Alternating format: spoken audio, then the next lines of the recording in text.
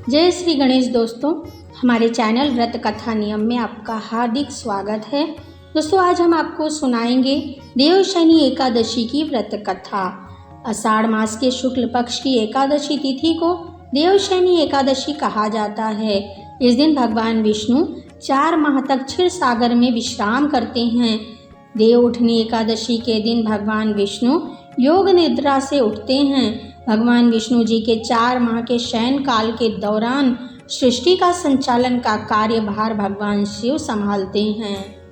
दोस्तों, देवशयनी एकादशी व्रत कथा के अनुसार एक बार राजा बलि ने तीनों लोकों पर अपना अधिकार जमा लिया।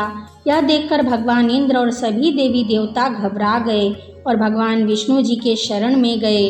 सभी देवी देवताओं को परेशान देखकर भगवान विष्णु जी ने उनकी समस्या का समाधान करने हेतु भगवान वामन अवतार धारण कर लिया और राजा बलि से भिक्षा मांगने जा पहुँचे। राजा बलि ने वामन देवता से कहा, जो मांगना चाहते हैं मांग लीजिए। इस पर वामन देवता ने भिक्षा में 3 पग भूमि मांग ली। पहले और दूसरे पग में वामन देवता ने धरती और आकाश और पूरा संसार नाप लिया। जब तीसरे पग के लिए कोई जगह नहीं बची तो राजा बलि से वामन देवता ने पूछा, तीसरा पग मैं कहाँ रखूं? तब राजा बलि ने अपना सिर आगे कर दिया। वामन अवतार में भगवान विष्णु राजा बलि को देखकर बहुत प्रसन्न हुए और उनसे वरदान मांगने को कहा। राजा बलि ने उनसे वरदान मांगा कि आप पाताल लोक में जाकर वास करें। राजा बलि की बात सुनकर भगवान विष्णु को पाताल लोक में जाना पड़ा।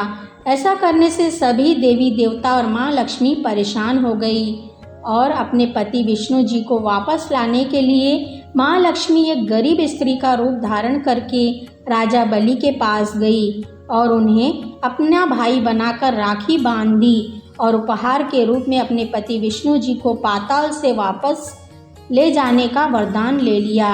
माता लक्ष्मी के साथ वापस जाते हुए भगवान विष्णु जी ने राजा बलि को वरदान दिया कि वे प्रत्येक वर्ष आषाढ़ शुक्ल पक्ष की एकादशी से कार्तिक मास की एकादशी तक पाताल लोक में ही निवास करेंगे और ये 4 महीने की अवधि को उनकी योग निद्रा माना जाएगा।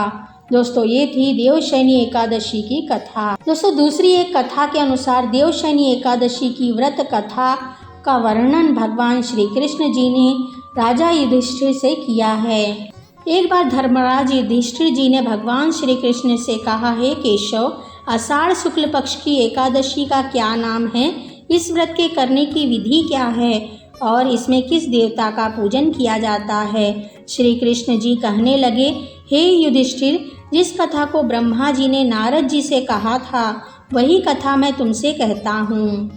एक बार देव ऋषि नारद जी ने ब्रह्मा जी से इस एकादशी के विषय में जानने की उत्सुकता प्रकट की। तब ब्रह्मा जी ने उन्हें बताया, सतयुग में मानधाता नाम का एक चक्रवर्ती सम्राट राज्य करते थे। उनके राज्य में प्रजा बहुत सुखी थी, किंतु भविष्य में क्या होगा, क्या हो जाएगा, या कोई नहीं जानता। अंत वे सभी इस बात से अनभिज्ञ थे कि उनके राज्य में शीघ्र ही भयंकर अकाल पड़ने वाला है। राजा मानधाता के राज्य में पूरे 3 वर्ष तक वर्षा न होने के कारण भयंकर अकाल पड़ा। इस अकाल से चारों ओर त्राही त्राही मच गई। धर्म पक्ष के यज्ञ, हवन, पिंडदान, कथा, व्रत आदि में कमी हो गई। जब मुसीबत पड़ी हो तो धार्मिक कार्यों में प्राणी की रुचि कहाँ रह जाती है। प्रजा ने राजा के पास जाकर अपनी वेदना की दुहाई दी। राजा तो इस स्थिति को लेकर पहले से ही दुखी थे। वे सोचने लगे कि आखिर मैंने ऐसा कौन सा पाप कर्म किया है जिसका दंड मुझे इस रूप में मिल रहा है। फिर इस कष्ट से मुक्ति पाने का कोई साधन करने के उद्देश्य से राजा सेना लेकर जंगल की ओर चल दिए। जंगल में विचरण करते करते एक दिन वे ब्रह्मा जी के पुत्र अंगिरा ऋषि के आश्रम में पहुँचे और साष्टांग प्रणाम किया। ऋषिवर ने आशीर्वचनोपरांत कुशल क्षेम पूछा। फिर जंगल में विचरण करने व अपने आश्रम में आने का प्रयोजन जानना चाहा। तब राजा ने हाथ जोड़कर कहा, हे ऋषिवर, मैंने सब प्रकार से धर्म का पालन किया है, फिर भी मेरे राज्य में अकाल कैसे पड़ गया? अब प्रजा के सब्र का बांध टूट गया है और उनका दुख मुझसे देखा नहीं जा रहा है। कृपा करके इस विपत्ति से बाहर निकलने का कोई मार्ग बताएं। यह सुनकर महर्षि अंगिरा ने कहा, हे राजन, सब युगों में उत्तम यह सतयुग है। इसमें छोटे से पाप का भी बड़ा भयंकर दंड मिलता है। इसमें धर्म अपने चारों चरणों में व्याप्त रहता है। ब्राह्मण के अतिरिक्त किसी अन्य जाति को तप करने का अधिकार नहीं है, जबकि आपके राज्य में एक शूद्र तपस्या कर रहा है। यही कारण है कि आपके राज्य में वर्षा नहीं हो रही है। जब तक वह काल को प्राप्त नहीं होगा, तब तक यह अकाल विपत्ति समाप्त नहीं होगी। इसलिए राजन, आप इस शूद्र का वध कर दो। किंतु राजा का हृदय एक निरपराध शूद्र तपस्वी का वध करने को तैयार नहीं हुआ। उन्होंने कहा, हे देव, मैं उस निरपराध को मार दूं, यह बात मेरे मन को स्वीकार नहीं हो रही है। कृपा करके आप कोई और उपाय बताएं। तब ऋषि कहने लगे कि हे राजन, यदि तुम अन्य उपाय जानना चाहते हो तो सुनो। आषाढ़ मास के शुक्ल पक्ष की एकादशी का व्रत करें। इस व्रत के प्रभाव से अवश्य ही वर्षा होगी और प्रजा सुख प्राप्त करेगी, क्योंकि इस एकादशी का व्रत सब सिद्धियों को देने वाला है और समस्त उपद्रवों को नाश करने वाला है। इस एकादशी का व्रत तुम प्रजा, सेवक तथा मंत्रियों सहित करो। मुनि के इस वचन को सुनकर राजा अपने नगर में वापस आए और उन्होंने विधि पूर्वक देवशयनी पद्मा एकादशी का व्रत किया।